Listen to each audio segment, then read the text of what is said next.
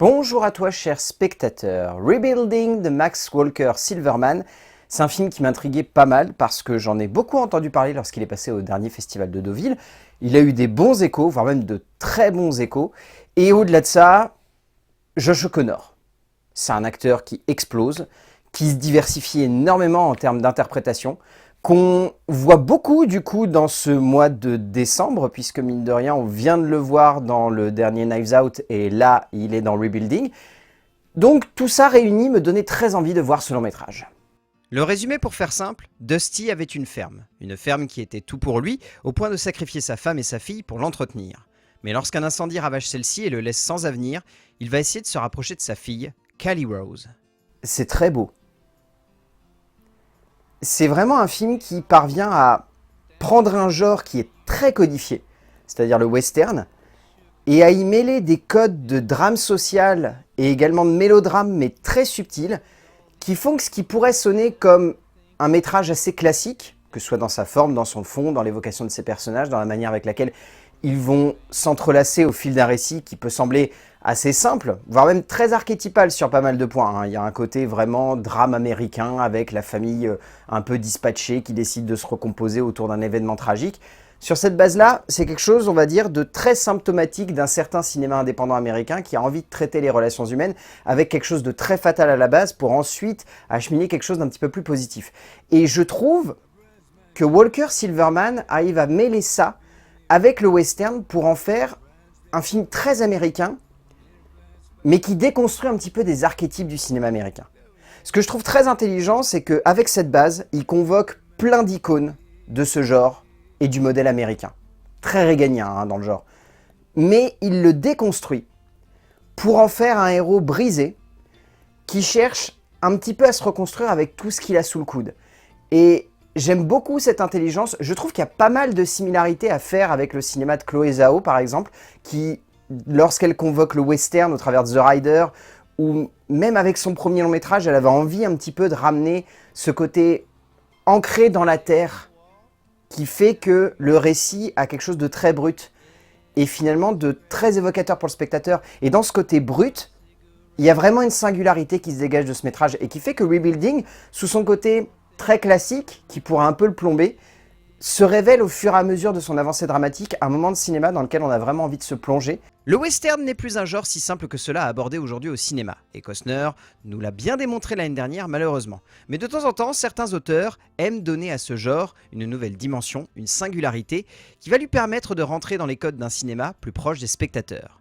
Max Walker Silverman nous offre avec ce western social un récit terriblement touchant et entraînant, parvenant à mêler de nombreux codes de cinéma moderne au cœur d'un récit qui peut sonner comme un poil classique dans son genre, mais qui parvient, dans une savante et passionnante évolution des personnages, à toucher profondément le spectateur. En termes d'écriture, Max Walker Silverman, comme je l'ai déjà un petit peu évoqué, son intérêt, on va dire, dans la composition de ce film, c'est réellement d'amener un moment de cinéma où, sur la base, on sait un petit peu très facilement dans les 5 premières minutes qui sont les personnages, comment ils sont composés et à peu près la direction dans laquelle ils vont aller. Son objectif est pas, on va dire, de nous emmener dans un terrain complètement inconnu. Au contraire, il veut amener des bases très solides pour faire en sorte que la suite de la dramaturgie, le spectateur se dise « Ok, tu m'as amené dans cette direction, je la connais, je vois à peu près quel type de récit tu veux me proposer, je vois quel genre de personnage tu veux convoquer, mais qu'est-ce qui va faire que dans leur avancée dramatique, je vais avoir un petit peu plus envie de les suivre que si ce n'était des archétypes que je connais et dont je sais exactement la trajectoire finalement cinématographique.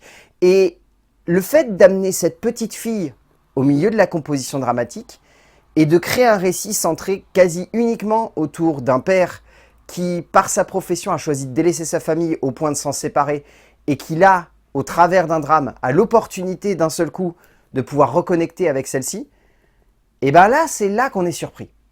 C'est là que d'un seul coup, on a un cinéaste qui se pose des questions sur la famille et qui du coup convoque ce fameux modèle réganien que j'évoquais qui a tendance à un petit peu habiter beaucoup de productions Paramount depuis maintenant plusieurs années et qui ici parvient à nous toucher profondément parce qu'on sent que les sentiments qu'il a envie de convoquer, Walker Silverman, c'est pas des bons sentiments, c'est des sentiments profonds. C'est quelque chose de très pur et finalement qui nous touche un petit peu tous.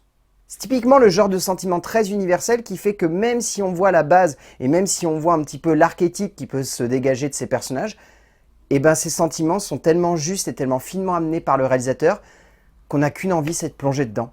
Dans son écriture, Walker Silverman a voulu parler d'une Amérique face aux évolutions du climat et des mœurs. Et dans ce récit qui sonne comme parfaitement en adéquation avec l'actualité, le simple fait que l'auteur américain ait mêlé cela au genre du western témoigne d'une envie profonde de mélanger les inspirations. Ainsi, une Amérique moderne et en phase avec son temps se retrouve confrontée avec des archétypes et des clichés d'un cinéma républicain, faisant clairement nostalgique et amoureux d'une vieille époque, mais en faisant de Dusty un héros qui cherche à changer et évoluer, le scénariste parvient à réellement surprendre le spectateur de la meilleure manière possible. En termes de mise en scène, Walker Silverman, c'est la continuité de l'écriture. Son objectif est de convoquer le western, mais également de détourner. Parce que le western est convoqué dans le travail de la photo, dans le jeu avec les paysages, dans certains cadres qui vont forcément convoquer cette icône, que ce soit lorsque on a par exemple des plans où le personnage principal va se tenir au bord d'une rivière, là, le western est convoqué frontalement, mais d'un seul coup, lorsqu'on a ce cow-boy perdu au milieu de ses mobil-homes et de cette modernité, il y a tout de suite un jeu qui se crée entre l'image du cow-boy américain pur et un cow-boy moderne, qui malheureusement, face au climat, ne peut pas faire grand-chose. C'est un point que je n'ai pas encore forcément évoqué parce que pour moi, il se traduit vraiment dans la photographie, mais c'est un film très écologique que nous propose Walker Silverman. C'est un film qui montre que les cow-boys, c'est une espèce en voie d'extinction. Parce que le climat évolue, parce que la planète change, parce que le cadre dans lequel ils avaient l'habitude de s'épanouir et de pleinement accomplir leur mission, aujourd'hui, il les trahit un petit peu. Il a envie un petit peu de se rebeller et ça fait qu'une forêt va brûler, va emporter une maison, va emporter un ranch, va emporter des bêtes et va emporter carrément la vie d'un homme. Et Walker Silverman, il arrive terriblement bien à mettre ça en relief. Et c'est là-dedans, je trouve, qu'il y a une profonde intelligence. C'est d'avoir réussi à créer un western social, mais également un western écologique, qui réussit à faire en sorte que ce héros devienne un héros en phase avec son temps, tout en déconstruisant tout ce qu'on a l'habitude de connaître de lui.